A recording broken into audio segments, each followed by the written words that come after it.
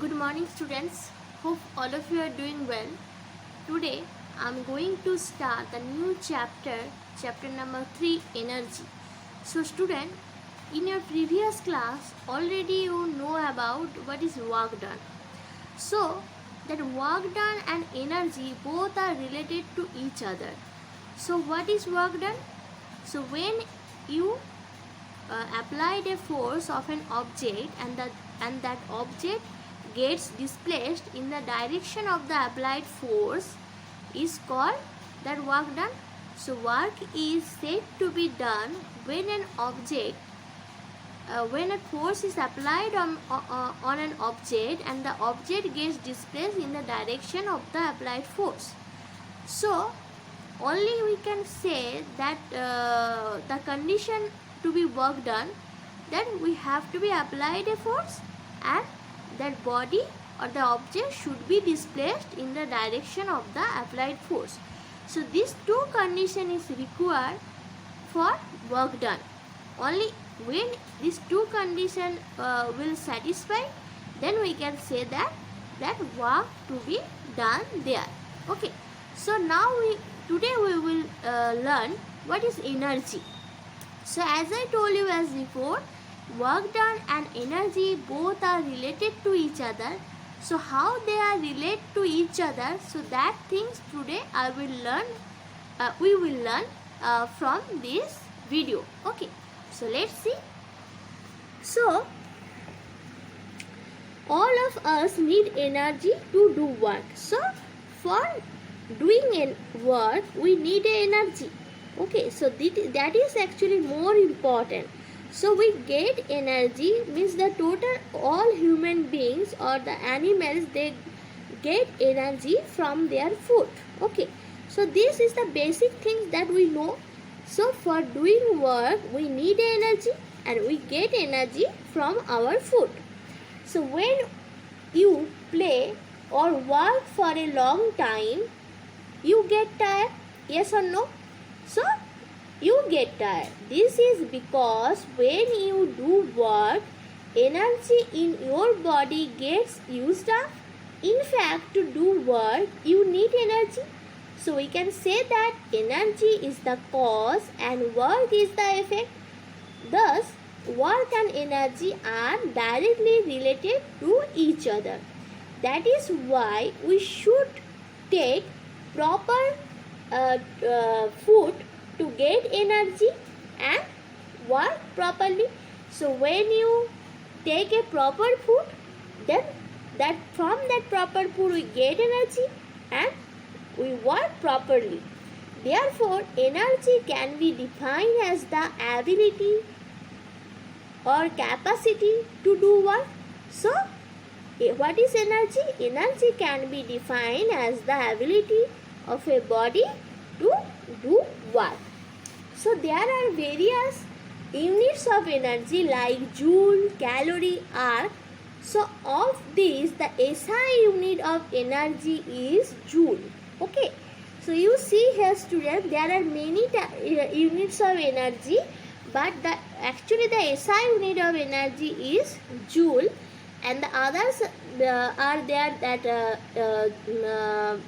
calorie, arc. So one by one we can learn where we can use that term calorie, where we can use that unit arc, and where we can use that unit joule. So heat energy, so when we are talking about the heat energy, so that time we use that unit is calorie. So you see here that heat energy is measured in calories, or in short you can write down cal. A calorie, what is the definition of a calorie? A calorie is defined as the amount of heat energy required to rise the temperature of 1 gram of water by 1 degree centigrade. So, a calorie is defined. So, if I ask you what is the meaning of 1 calorie, so what is the definition you have to write? So, a calorie is defined as the amount of heat energy required. So this, how much heat energy is required to rise the temperature of 1 gram of water by 1 degree centigrade. So the rise of temperature 1 degree centigrade of 1 gram of water, how much heat energy is required? So that is called 1 calorie. Since calorie is a very small unit, but kilocalorie we can use for the practical purpose and it measure heat, but you see this scale is very large, so we use this term used for practical purposes only. The kilocalorie is written as kcal, or you can write down C, that's capital CAL, that is calorie with a capital C. Okay, so 1 calorie equals to 1 kilocalorie is equal to 1000 calories. So you see that when it is written in small c, so that means 1 calorie, and when you written in capital C, the in uppercase you see this C is capital letter, so that is equivalent to 1 kilocalorie. And what is this value? It is 1 calorie equals to 1 kilocalorie equals to 1000 calories. However, the SI unit of energy is joule. So this term actually we already introduced with this unit, that SI unit of energy is joule. So what is the definition of 1 joule? 1 joule is defined as the amount of work done when a force of 1 Newton causes a displacement of 1 meter in a body in the direction of the force. So see student, one thing, when I discuss about the definition of work done, so work is said to be done when a force is applied on an object and the object gets displaced in the direction of the applied force. So you see here, that is also mentioned in this definition of 1 joule, the amount of work done when a force of 1 Newton causes a displacement of 1 meter in a body in the direction of the force. Okay, so as joule is also a very small unit, its multiple is kilojoule. So this joule is a very small unit, but kilojoule we can use, that is actually large unit, is often used. So 1 kilojoule equals to 1000 joule. It has been found that the amount of heat energy required to rise the temperature of 1 gram of water by 1 degree centigrade is 4.186 joule, or you can say 4.2 joule. So that amount of heat energy is requires 1 calorie equals to, you can say, 4.2 joule. So that is the relation between calorie and joule. So 1 calorie is the unit of heat energy and joule is the SI unit of energy. What is the difference? What is the relation between calorie and joule? So 1 calorie equals to 4.186 joule, or you can say it is 4.2 joules. Okay. So 1 kilocalorie equals to, so 1 kilocalorie is equal to, you know, the 1000 calorie. So just simple you write down 4.186 into 1000, then it will convert it into how that this much joule, because we know that 1 calorie equals to, see here, 1 calorie equals to 1000 joule. 1 kilocalorie equals to 1000 calorie. So if 1 calorie is equal to 4.2 joule, so 1 kilocalorie equals to this much into 1000, because it is in kilocalorie. So just simply you multiply it with 1000, then you will get the result in joule. Okay, so now is that forms of energy. But before we start the forms of energy, let us recapitulate this part, the important parts of this, the introduction part. Okay, so let's see the first things is that that energy and work done both are directly related to each other, and energy can be defined as the ability of a body to do work. So That is because that energy and work both are directly related to each other. That is why we should take a proper food to get energy and work properly. And there are many units of energy like joule, calorie, arc. So but the SI unit of energy is joule. That heat energy is measured in calories, and 1 calorie defined as the amount of heat energy required to rise the temperature 1 gram of water by 1 degree centigrade, and 1 kilocalorie. So one thing you would see here, this is equivalent to 1 kilocalorie, but 1 kilocalorie equals to 1000 calories. Okay, you see this calorie starts with small letter, but here it starts from the capital letter. Okay, so this is the difference. So 1 joule is defined as the amount of work done when a force of 1 newton causes a displacement of 1 meter in a body in the direction of the force. 1 kilojoule is equal to 1000 joule, and the joule and calorie relation between is that 1 calorie equals to 4.186 joules, or you can say 4.2 joules. 1 kilocalorie equals to 4.186 into 1000 joules. So it will be 4186 joules. Okay. Now is the forms of energy. So energy exists in many forms. Each of these can be transformed from one form to another. So in our nature we get energy in different forms, and that energy can neither be created nor be destroyed. It only transforms from one form to another. So some common forms of energy are discussed below. The first one is the mechanical energy. So what is mechanical energy? So mechanical energy is the energy possessed by a body due to its position or motion.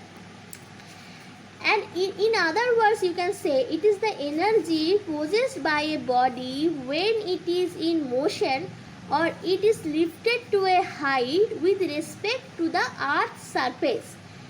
It is further divided into two types. So mechanical energy are two types. One is the kinetic energy and the other one is potential energy. Kinetic energy means the energy in action, and potential energy means the stored energy, means how much energy is stored in a body. So that is called the potential energy. Some examples of mechanical energy are the moving ball, a running boy, stretched rubber band, and a stone on a cliff. So those are all the example of mechanical energy. So mechanical energy is the energy possessed by a body due to its position or motion. And in other words, you can say it is a energy possessed by a body when it is in motion or it is lifted to a height with respect to the earth's surface. Okay. And the mechanical energy of two types. One is the kinetic energy and another is the potential energy. Okay. So now,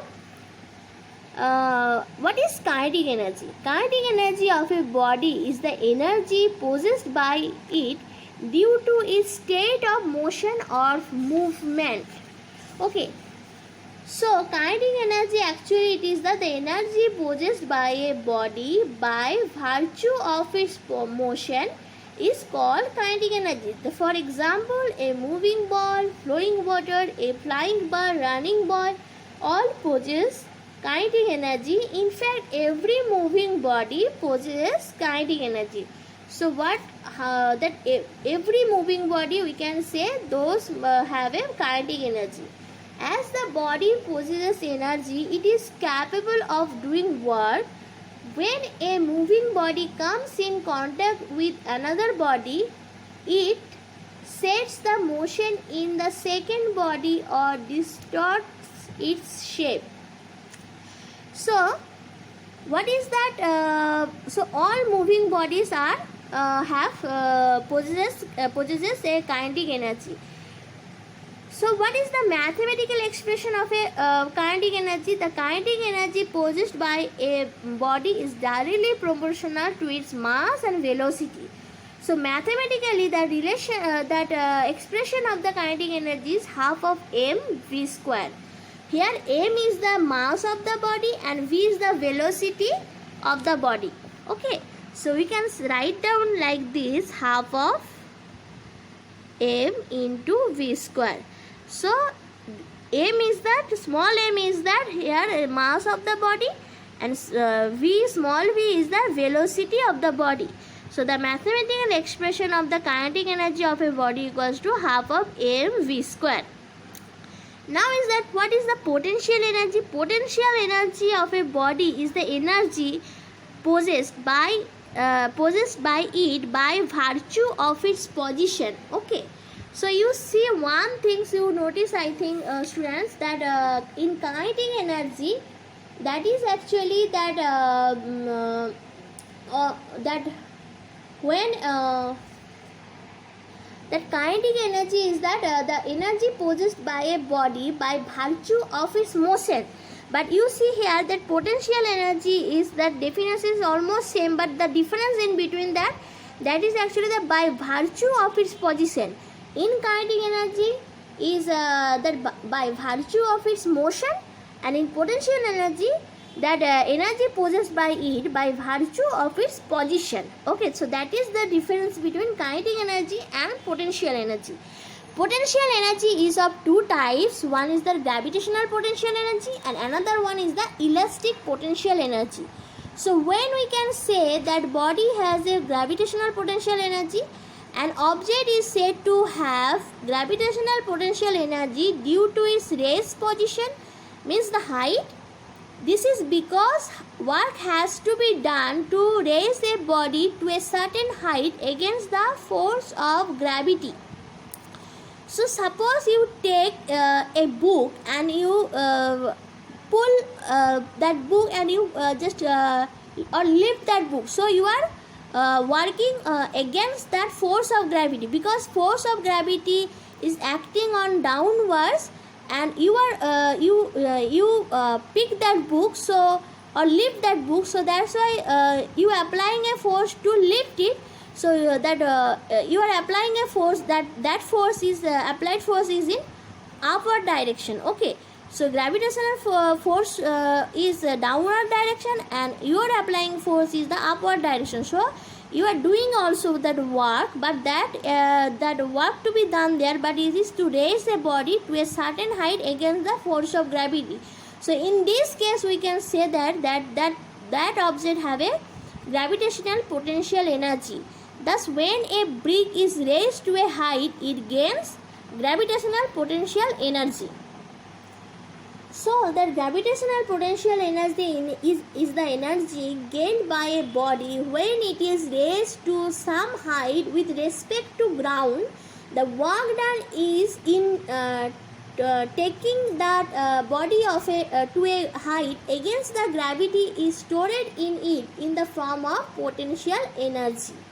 Okay, for example, a heavy stone kept on a hill possesses more potential, more energy. That is why when a heavy stone falls from a height on the ground, it breaks the ground. Okay, water is stored in dam or reservoir at a height. This water possesses potential energy, and hence when it falls from above, it is capable of doing work like turning blades of a turbine. Okay, so these are the example of a gravitational potential energy. Okay, so the another types of potential energy is the elastic potential energy. So elastic potential energy of a body is the energy that gets stored in it when the body is stretched, compressed or bent. Okay, so for example, when the elastic bend of a catapult is stretched, means the work done, means you are doing work. So elastic potential energy gets stored in the band. When the band is released, it can make a stone move with great speed. The kinetic energy of the moving stone is obtained from the elastic potential energy stored in the band. A coil spring used in a watch stores Elastic potential energy, when work is done to wind it up, the watch uses this energy stored in the spring for 1 or 2 days. A stretched bow and a wound spring of a toy drummer also possess elastic potential energy. Okay, so elastic potential energy is the energy stored in a body when work is done to deform, stretch or compress it. So for example, you consider a stretched rubber band. So that is actually available all of your home. You take it and undo it. The energy spent in stretching the band gets stored in the rubber band in the form of potential energy. When the band is released, it flies in the air before regaining its original shape. Similarly, a compressed spring or a trampoline, an arrow drawn in a bow with a straight string of a catapult possesses elastic potential energy. So those are the example of elastic potential energy. Okay, so there are more forms of energy. Is that chemical energy, electrical energy, light energy, heat energy, sound energy, magnetic energy and nuclear energy. So what is chemical energy? So chemical energy, the energy stored in matter that can become available for work through chemical process is called chemical energy. This energy is released when chemicals are burned or when they undergo chemical change. Energy in the food that we eat is stored as chemical energy. When the food undergoes a chemical change in our body, this energy is released. This enables us to talk, work, play and perform physical activities. Fuels such as coal, petrol and natural gas have chemical energy stored in them. These fuels release energy when they are burned. Okay. So chemical energy from that, chemical energy is one type of a stored energy. Because when you are talking about the coal has a chemical energy and stored in it. So what type of chemical energy is a kinetic energy or potential energy? So you know that kinetic energy is the energy in action and potential energy means the stored energy. So chemical energy is one type of potential energy, means that it is a stored energy. So chemical energy from that food eaten by us or by the animals gives us the strength required to run and do many other activities. When we eat food, the food particles are broken down chemically to release energy. Okay, so that next is the electrical energy. So electrical energy is the energy produced due to the flow of electric charge through a substance. It is used to run household appliances such as television, refrigerator, washing machines, fans, coolers and computers. It is also used to run trains and machines in factories. Okay, so electrical energy is required to make a lamp work. Electrically can produce heat, light and sound. The light energy from a lamp helps us to see at night. Okay, so that's why electrical energy is need to in our life, day-to-day life, because this household appliance is very important for us. Okay, so a fan and a room heater are run on electrical energy. Okay, so these are the some forms of energy. Rest of few forms are left. So in my next video I will discuss the remaining forms of energy, and also I will show you how that energy can neither be created nor be destroyed. It only transforms from one form to another form. Those things I will discuss in my next video. Thank you students. Have a good day. Bye. Take care.